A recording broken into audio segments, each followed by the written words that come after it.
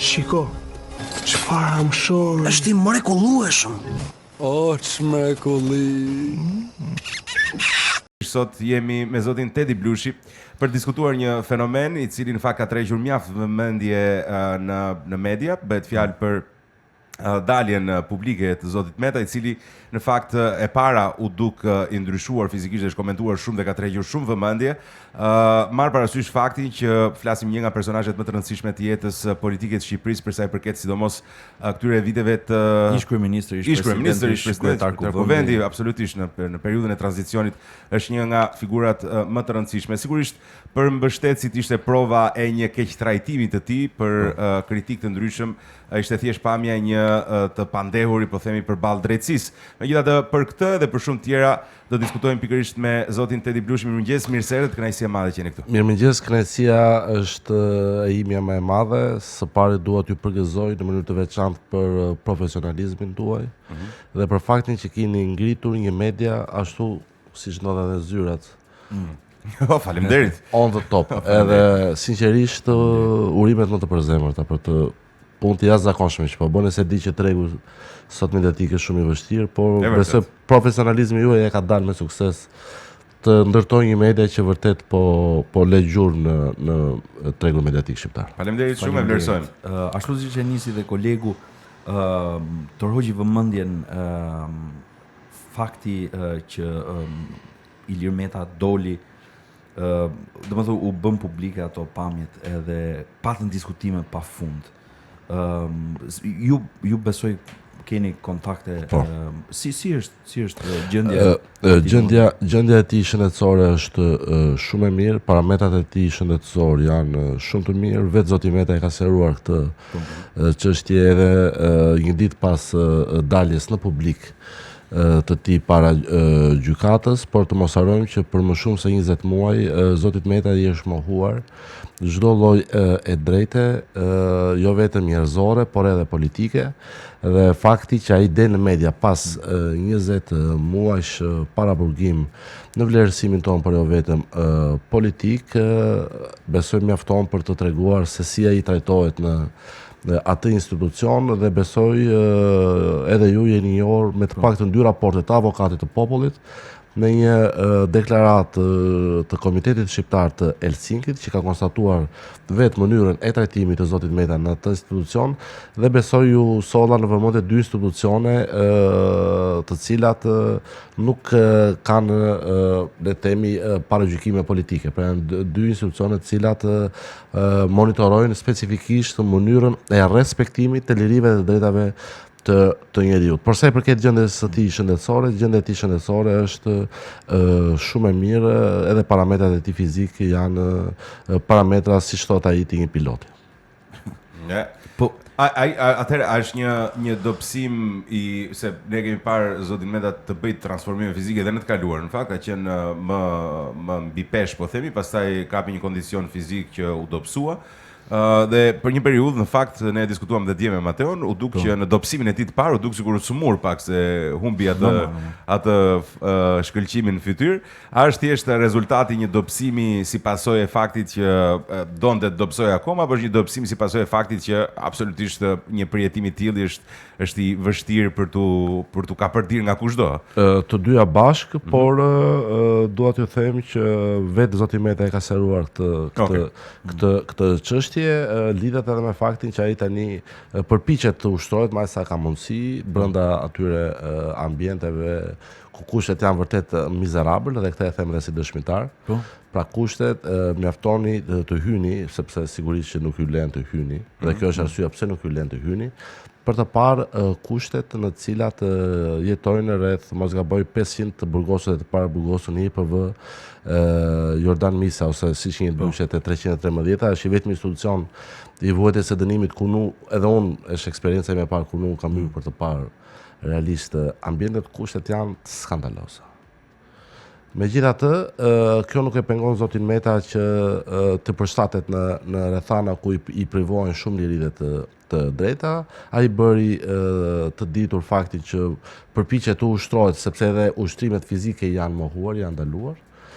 sepse ai prej më shumë se një viti është dënuar brenda para burgimit, thjesht dhe vetëm pse foli në telefon pra rriti të komunikonte nëpërmjet një telefonit të regjistruar në mënyrë të ligjshme, pra telefonit të avokatit të tij, me një gazetare për të përgjigjur interesimit të saj për mënyrën se si trajtoi apo për në lidhje me çështjen. Dhe pse ai arriti të komunikonte pra nëpërmjet telefonit e theksoi të regjistruar në mënyrë të ligjshme, pra nëpërmjet telefonit të avokatit të tij, live në studio, të shqetësoj sikur unë ta kisha numrin e regjistruar sekondën e kam patur, ai të merrte tani dhe ty përgjigjesh pyetjeve tuaj live.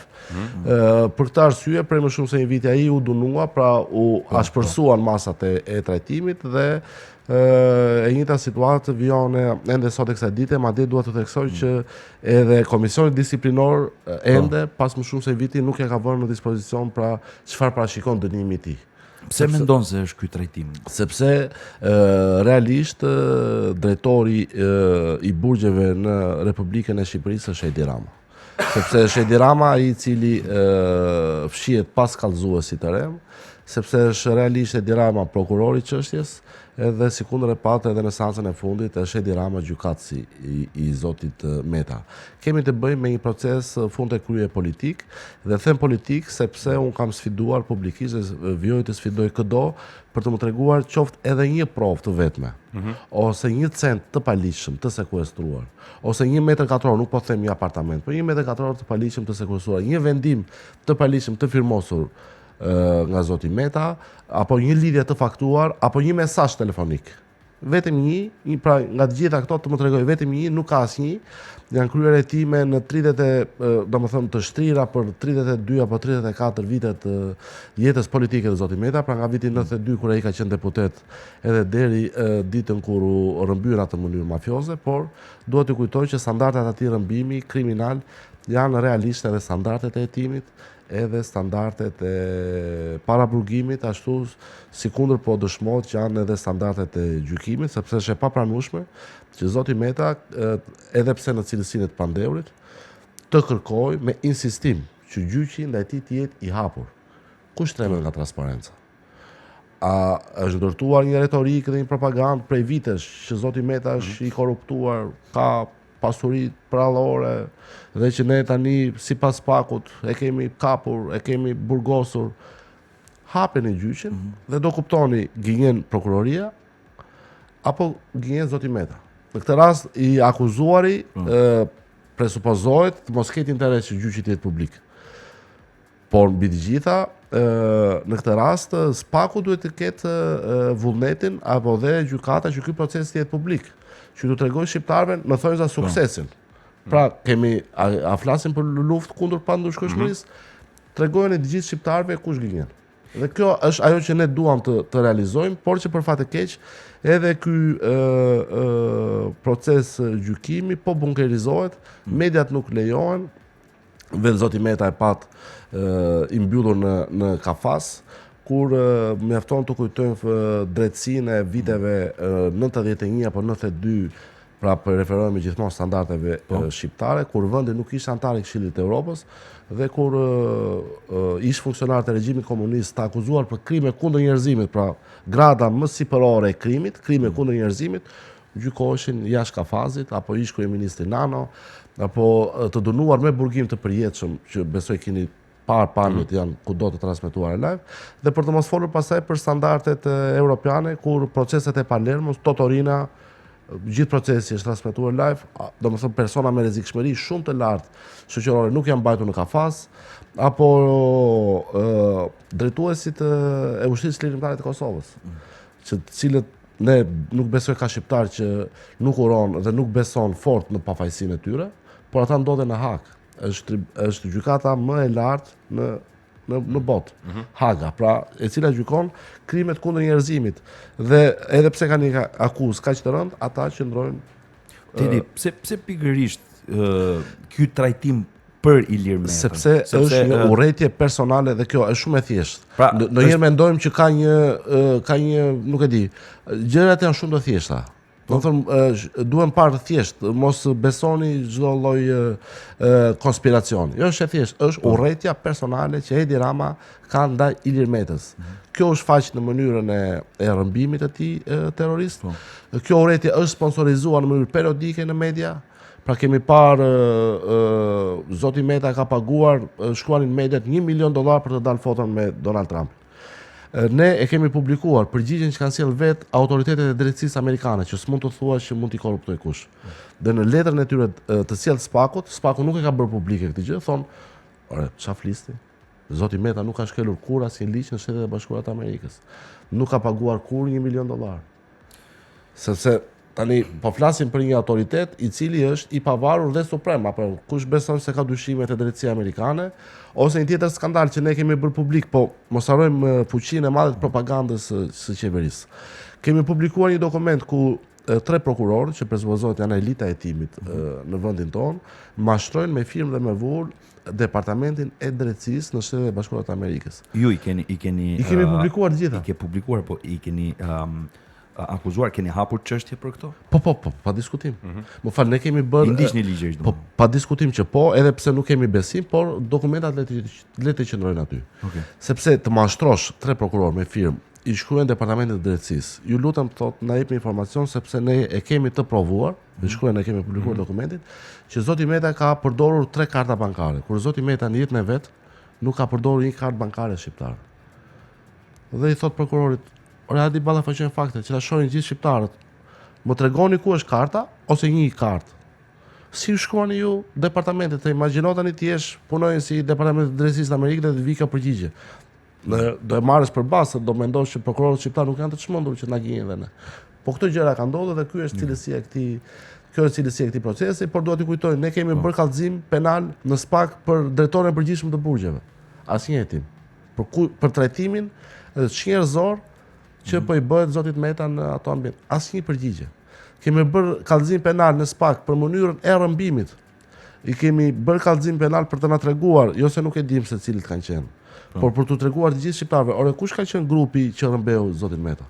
Sepse sipas informacioneve tona, që i kemi vënë në dispozicion dhe të organeve ligjore, ata nuk kanë qenë policë. Kanë qenë bandit, cilëve ju është vënë një kapush në kokë dhe janë dërguar bashkë me një grup për t'i filmuar, sepse nuk ka qenë rasti filmimi, ka qenë gjithçka e projektuar, dhe çfarë ndodh? Spaku nuk e jeton çështjen.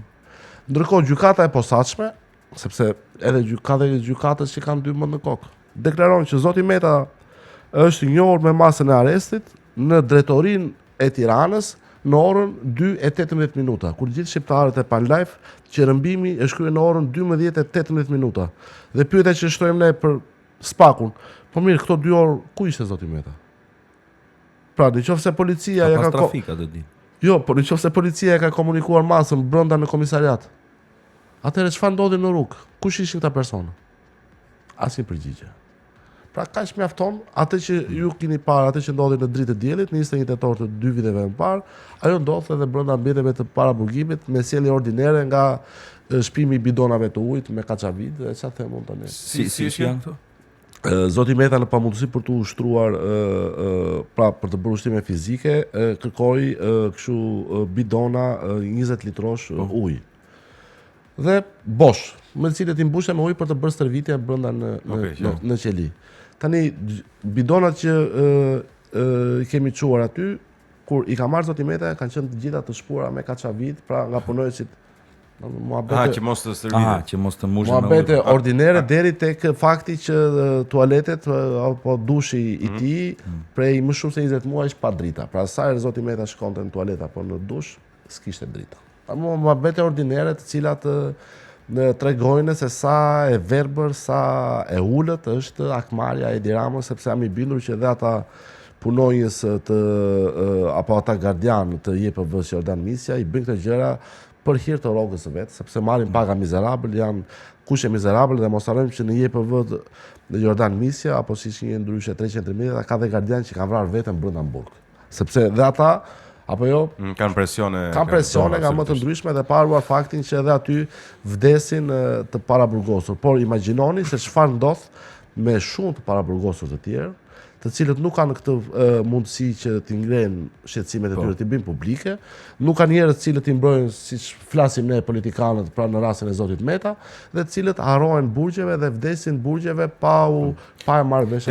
Kjo është më shumë një akuzë për faktin që burgjet janë mizerable, për faktin që specifikisht zoti Meta trajtohet në mënyrë mizerable, apo për faktin që pritet, sikurse shumë figura tjera të rëndësishme publike e të jetës politike dhe jo vetëm, duket sikur janë më të favorizuar. Kemi parë dhe kemi dëgjuar plot raste që njerëzit dalin siç shyn, ashtu dhe dalin. Unë jo më kote theksova rasti zotit Meta, në fakt është një rast i cili e ndesh random në institucionet e vuajtjes së dënimit. Ju ftoj të shihni raportet me shumë vëmendje të avokatit të popullit, deklaratat e pashkënaqësme të Komitetit Shqiptar të Helsinkit, madje vetë drejtoria e burgjeve pranoi që janë mbi mos gaboj 100 persona që në pak vite kanë vrarë jetën, kanë humbur jetën, më falni, apo kanë vrarë veten, përfshi edhe gardian brenda këtyre institucioneve për shkak të kushteve mizerabël. Unë e kuptoj që ne jemi mësuar me ato lajme që kemi parë në media ku të ashoqërurit të burgosur VIP që nuk kanë asgjë tjetër veç personazhet e botës së krimit i kanë kthyer burgjet në hotele me pesye, sepse edhe unë i kam parë se çfarë ndodh realisht se në JPV Jordan Misja ka dhe të burgosur të këtij niveli. Jam dhe unë djeni të trajtimit të tyre special në të gjithë kuptimin e fjalës special, pra janë një hotel me roje. Por ndërkohë shumica e atyre që ndodhen ato institucioneve vuajnë vërtet janë në kushte njerëzore për të mos harruar faktin që këtu tani burgu është kthyer në mod. Pra kalon me semafor të kuq, burg thot polici, futen mbaj dhe janë 72 orë aty se por me të tilla sjellje represive kanë humbur jetën shumë qytetarë të cilët nuk e pranojnë faktin apo presionin dhe kanë vrarë veten, apo jo siç kemi parë raste ku janë burgosur qytetarë pse nuk kanë mundësi të pagojnë energji elektrike. Pra prindër të cilët janë burgosur thjesht dhe vetëm për një fakt që janë të varfër, se s'ke mundësi ta paguash energjinë elektrike. Okej, Tedi doja të pyesja pak edhe për transparencën që ju përmendët, që është bërë si kërkesë. Është kryesore. Që të ketë transparencë. Një nga pyetjet që e kam dëgjuar nga shumë njerëz, por që e kanë shumë njerëz, është fakti që Ilir Meta ka qenë bashkëpunëtor, ka qenë një nga figurat kryesore për 30 vite në politikë. Dhe ka qenë dhe bashkëpunëtor në faza të caktuara me Partinë Socialiste dhe me Edi Ramën kryeministër. Gjithë njerëzit thonin që shiko, figurat më kryesore të tranzicionit të këtyre 30 viteve politik, pra këto 3 figura, nuk do dënohen kurrë, sepse këto kanë mjaftueshëm informacion për njëri tjetrin. Në momentin kur një person e kthen, si thoni dhe ju, personale, me Ilir Metën, a nuk ka Ilir Meta mjaftueshëm fakte, informacione etj për t'i bërë publike, qoftë edhe se nuk ka nevojë për të pasur si thua transparencë gjatë kohës gjyqit. Mund të ketë dokumenta, mund të ketë informacione. Është shumë kjo pyetje e kanë shumë njerëz. Që si ka mundësi tani që në kaq vite kanë qenë bashkëpunëtor, pse nuk Kjo është arsyeja pse gjyqet pse gjyqi nuk lejohet të jetë i hapur. Hapeni gjyqin. Hapeni gjyqin dhe të shihni provat. Do të ketë prova të cilat do të jenë vërtet të jashtëzakonshme. Hapeni gjyqin. Kjo është arsyeja pse Edi Rama nuk e hap gjyqin. Hapeni gjyqin dhe përballë çdo pretendimi, zoti Meta do të tregojë provat e vet. Ne kemi filluar ta çmontojmë këtë proces, të publikojmë provat tona. Sapo kemi filluar. Dhe kjo është arsyeja që ne kërkojmë transparencë. Pra, është akuzuar Ilir Meta për vite me radhë nga Edi Rama dhe bashkëpunëtorët e tij i korruptuar. Hajdutë, ku diun se çfarë. Hape gjyqin, tregoj provat. Tregoj shqiptarëve që pra pala Edi Ramës që unë e shoh të atashuar bashkë me Spakun, tregon suksesin e hetimit tënd.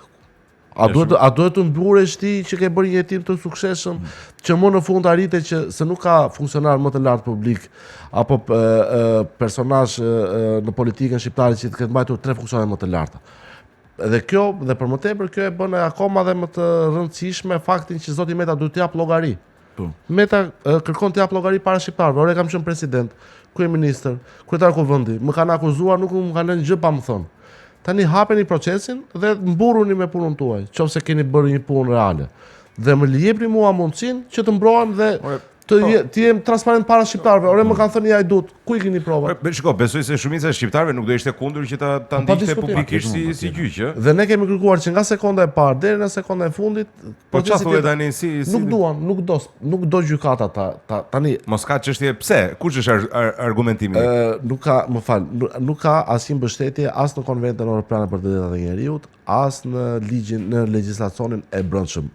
Ka një pretendim që ka një udhëzim I KLG-s. KLG është Këshilli I Lartë Gjyqësor, I cili dhe po ta lexoni ju mundson, pra thotë që nëse palët kanë interes që të jetë publik, gjykata duhet vendosë në favor të transparencës.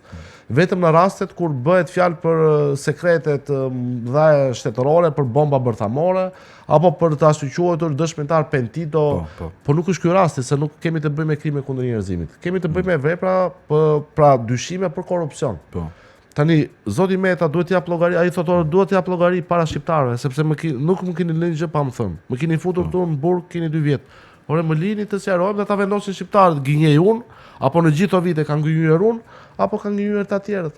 Dhe hajde të nxjerrim provat, të hapim letrat në shesh dhe përveç të gjykimit në para gjykatës, edhe shqiptarët të gjykojnë, ore na kanë mashtruar gjithë këto vite për ta personazhe. Kjo është një drejt që besoj nuk ka gjë më të ndershme se sa kaq. Pra gjithçka tjetër në drejt. Jo, e qartë. Të dielët dhe ju vetë ta gjykoni vetë, ore mund të keni ju dyshime. Ore ne nuk mund të gjykojmë, ne kuptimin që secili të krijojë dhe atë vlerësimin e vet. Ore për shembull një prej jush pa dashur të paragjykojë, po të keni paragjykim për zotimet. Ore doni të vetë ta ndiqni. Dhe aty do kuptoni, ore Po patjetër, aq më tepër ne që jemi si thua në media, transparenca është maksimale. Është patjetër. Po duhet të jetë absolut, duhet të jetë maksimale dhe nuk ka njeri arsye pse duhet të ketë frikë nga transparenca. Si është në këtë moment Partia e Lirisë, duke qenë se për pak bëhet fjalë, domethënë pas një vit janë zgjedhjet pa afrozgjedhje lokale. Partia e Lirisë ka qenë dhe vijon të jetë në një agresion të jashtëzakonshëm nga regjimi. Mos harrojmë faktin që forcës tonë politike I është tentuar të rrëmbehet e gjithë partia, përpjekje cila dështoi me sukses dhe u përfundoi pastaj në rrëmbimin e presidentit të saj. Mos harrojmë që kemi bërë kallëzim për mbushjen, madje për të mbushjen e selis tonë me çimka, të gjithë farlloj, çimka, GPS-a, përgjusa nga të 4 anët. I kemi evidentuar, dhe kemi vënë në dispozicion policisë, nuk ka marrë as I mas sigurisht, pra ka patur përpjekje për ta rrëmbyer këtë forcë politike, dështuan, rrëmbyen presidentin e saj, nuk mund të themi që jemi në kushte normale ekzistente, jemi në kushte, po operojmë në kushte lufte. Pra jemi kthyer dekada pas ku po operojmë në kushte lufte për vetë faktin që presioni I regjimit është shumë I madh, paruar faktin dhe fuqinë e tij korruptive. Pra shumë nga ata të cilët deri dje ishin gati të prisnin damarët për Ilir Metën, sot I shikon në qeverinë e tij. Çfarë komenti ke për këto persona të cilët shumë edhe nga LSI-a, domethënë ish LSI-a. Është çështje karakteri. Unë karakterin e kam të shumë të rëndësishëm, e vlerësoj shumë, sepse në fund të ditës është karakteri pasuria më e madhe që ti I le fëmijëve të ty. Nuk është pasuria, se askush në botën tjetër nuk I merr pasurinë e vet. Por fytyra apo jo, imazhi, karakteri, ajo çfarë rrezaton dhe çfarë I le si vlerë më të madhe pasardhësve të tu. Që nëse kur dalin në rrugë mos I vi turp që kanë patur baba apo mama dikë të cilën tani çfarë them. Karakteri është ai I cili o e ke o nuk e ke. Këta individ treguan që nuk I kanë. Sepse është e thjesht të shitet sot, shumë e thjesht të shitesh te Edi Rama, madje ai të mirëpret është gati me thesin aty, sado, po a mund të flesh sot të rehati qetë për njëri që ka karakter, kur shek që ke lëpir ati që ke pështyr? Unë nuk kam dot nga ata, nuk e bëj dot. Në qartë. Nuk e bën dot. Dhe ata njerëz kanë zgjedhur të lëpin atë që kanë pështyr dhe madje e bën me shumë dëshirë, e bën dhe publikisht. Besoj keni parë një sër syresh, cilët deri dje hidhnin bomba Molotov kundër Edi Ramës, sot janë në prej Edi Ramës, apo ata që deri dje nuk linin fjalë pa thënë për Edi Ramën, tani sot dalin me Edi Ramën. Kjo tregon që sa të dobët janë edhe se çfarë karakteri kanë pa hyrë asnjë aspekti tjetër, pa dashur t'i akuzoj për asnjë gjë tjetër. Por njeriu duhet të ketë disa vlera të cilat nuk duhet t'i humbë, pavarësisht rrethanave të vështira në cilat ai mund të ndodhet në momente të caktuara të jetës së vet. Sepse është fuqia e tij, ka dinjiteti që nuk duhet shkelur, nuk duhet nëpërkëmbur, i cili e ndan njeriu nga kafsha. Sepse edhe një kafshë, nëse ti jedh pak mish, ajo nuk do të përgjigjet. Nëse jedh edhe më shumë mish, do të dojë edhe më shumë. Njeriu nga kafsha e ndan këto vlera, pra dinjiteti, karakteri, apo jo. Edhe disa vlera të cilat ne na karakterizojnë si komp, ndër të cilat nuk besoj ka mallkim më të madh kombi shqiptar se sa ti thua qetit je besprer. I vetmi komp që ka fjalën besprer jemi ne. Sepse për ne besa, fjala është e shenjtë dhe janë këto vlera që e kanë ruajtur kombin tonë edhe nga perandori e superfuqi të jashtëzakonshme. Megjithatë kemi ditur të mbijetojmë sepse kemi patur këto vlera, pra këto vlera kombëtare apo jo, familjen, adheun, vlera të cilat për fat të keq gjatë viteve të fundit po përpiqen të zhbëhen në kuadër të gjoja një globalizimi, por që në fakt ka rezultuar dhe po rezulton shumë vrastar në ADN për kombin shqiptar, sepse ti po zhbëm familjen, po fut nocione prindi 1, prindi 2, këtu nëna dhe babai kanë, pra familja, vetëm dashuria për familjen e kanë mbajtur gjallë të komb. Qofse ti nuk lartëson figurën e nënës, nuk lartëson figurën e babait, apo jo, çfarë mund të flasim këtu për gjë tjetër. Pra janë agenda të cilat gradualisht po futen edhe në përshkolla, apo jo, edhe po e helmohen edhe fëmijët, pra po zhbëhet në ADN ky komp dhe kjo është arsyeja pse, edhe një nga arsyet e vërteta pse zoti Meta është aty, se edhe kur ishte president i Republikës, doli kundër agendave të George Sorosit, kundër agendave shkontarizuese, kundër shpopullimit dramatik të Shqipërisë, kundër ndarjes së Kosovës, kundër coptimit të Shqipërisë, kur ka qenë president e Republikës. Dhe pikërisht për to arsye, pra ju vu e gjithë mafia ndërkombëtare që shikon këtë vend si plaçk për ta apo si një parajs për pastrimin e parave të pista, dhe u bën blok Edi Rama, George Sorosi, Charles Megonigali, ju vun përballë dhe tani kënaqen kur e shohin ashtu apo kur e rëmben atë formë mafioze. Arsyeja e vërtetë pse zoti Meta është në sot i izoluar politik është vetëm një, dhe kjo është arsyeja e vërtetë, nuk ka arsye tjetër. Fakti që ai doli në ballë mafjes ndërkombëtare që kërkonte të shkontarizzonte kombin shqiptar, të ndante Kosovën. Mos harrojmë që projekti i ndarjes së Kosovës është përgatitur nga zyrat e Sorosit në Beograd, pra për studimin e fizibilitetit, të falte detin e Shqipërisë, të falte e Greqisë, dhe doli hapur kundër këtyre agendave për shkatrimin e ADN të familjes shqiptare, si kundër miratua me ligj.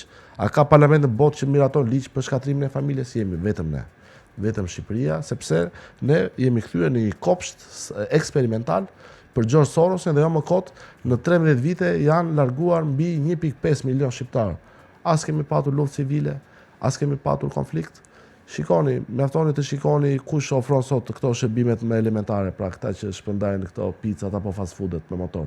I ketë gjithë, pra nuk ka më shqiptar. Shikojeni me kujdes, nuk ka më shqiptar, po vinë nga vendet botës së tretë, sepse duan që këtë vend ta bëjnë lesh e li e ta bëjnë vend çorap në funksion të një eksperimenti që Sorosi ka përzgjedhur për vendin tonë, për fat keq. Por që nuk do ta lejojmë. Dhe këtu i garantojmë pavarësisht kostove që na duhet të paguajmë, sepse jemi të bindur Si shikon të ardhmen e Partisë Lirisë? E ardhmja e Partisë Lirisë kohët më të mira të saj ende nuk kanë ardhur. Ne vërtet po kalojmë kohë të vështira, por besoj që koha do të na japë të drejtë pavarësisht të kostave që duhet të paguajmë. Por ne jemi të vendosur të paguajmë kosto, të paguajmë çdo çmim për lirinë e çdo shqiptari dhe për liritë të drejtat e tij, sovranitetin e tij. Çdo kosto, çdo çmim. Jemi të vërtet, pavarësisht se jemi në rrezet e një regjimi i cili e ka treguar që është i egër edhe që Ke ndonjë koment për zhvillimet Së fundmi është Elisa Spiropali, e cila ka tërhequr gjithë vëmendjen me deklaratën që ka bërë, por gjithashtu në kampin tjetër është Ervin Saljani, ai që si thua ka tërhequr vëmendjen me kundërshtit për sa i përket kryetarit të Sali Berisha. Nuk dua të komentoj asnjë debat të brendshëm, sepse nuk i di arsyet reale të këtij debati. Kushdo e ka patur mundësinë të ngre këto problematika që në kur ato sapo po shfaqeshin. Pra, unë nuk mund të pranoj sot që Partia Socialiste është bërë sot autoritare. Sepse kjo është një problem të cilin e ka ngritur shumë veta para zonjës Spiropali dhe madje ajo duhet të kishte më fort se kushdo tjetër Edi Ramën. Megjithatë nuk dua të hyj dhe nuk dua të komentoj asnjë zhvillim as në Partinë Demokratike, janë forca të cilat besoj do t'i zgjidhin vetë problemet e tyre, por ajo që më shqetëson janë liri dhe të drejtat e shqiptarëve. Secili, më vjen keq, nuk duhet ta kuptoj pasojën e këtij regjimi kur t'i vije keqat e dere vet. Pra kur t'i vi paligjshmëria, kur t'i vi arroganca e shtetit te dera e shtëpisë, sikundër e kemi parë ata që po urmbehen pronat me policë, po urmbehen, po ushëm me shtëpitë dhe nuk kanë ku të ankohen më. Mos prisni që e keqja të vi në derën tuaj që më pas të reagoni. Reagoni për veten tuaj në radhë parë, pa u atashuar me asnjë forcë politike. Protestoni për veten tuaj, sepse do të vi një ditë, më vjen keq ta them, po jemi fiksi kur po instalojnë nazizmin në Gjermani, pra kur të trokaske dera ime nuk do ketë më kush të flas. Kështu që ky është problemi të cilin unë e shoh sot si shqetësim, mungesën e një reagimi. Reagoni për çdo lloj padrejtësie që ju bëjnë, sepse ky regjim po tregon që avash po ashpërsohet me shumë përpiqet një agresiv i butë, do ta cilësoja, pa tanke apo jo, por që në momentet e caktuara kur e shef që ti vërtet bëhesh problem për regjimin, aty e shef pastaj fuqinë e tij, pra rrëmbimin, dhunën policore dhe për fat të keq edhe drejtësinë. E kur trajtohet meta keq, llogaritë për ne ore. Po ky është mesazhi që ka dashur t'i japë Edi Rama. Pra, shikoni se çfarë i bëj këtij, tani guxoni ju të bëni. Mbase. Jo mbase, ky është. Ti je të sigurt. Një pjesë e mirë e publikut jam i sigurt që do akuzonte, dhe mbase ky është komenti i vetëm që kam dhe i fundit, që janë pikërisht ata politikanë që kanë ndërtuar këtë sistem dhe duket paksa paradoksale dhe hipokrite, mund të thonë, një pjesë e mirë e tyre që ta ankohesh për një sistem që ke qenë pjesë për shumë kohë vet. Megjithatë, për mendimin tim si qytetar i zotit Meta, për të qenë publike dhe transparente për të gjithë njerëzit që ta shohin, më duket një pretendim i drejtë. Dhe do uroja që ta shikoja si proces, mendoj se duke bërë dhe një shaka mbase jo adekuate, do ishte më interesante se Paris Saint-Germain Bayern, domethënë për interesin e qytetarëve, spektakël do të ishte. Teti, nuk e di nëse ka diçka që do doja ta shtoje, mendoj se i prekëm gjëra të rëndësishme. Ju falenderoj për aftësinë. Falenderojmë shumë për kohën tënde. Është kënaqësi dhe do doja që pas intervistës të bënim një foto se dua të mburem dhe unë që kam qenë tek ekip. Sigurisht, besoj se do të jenë të interesuar për të marrë më shumë se një foto edhe për rrjetet sociale të X Media.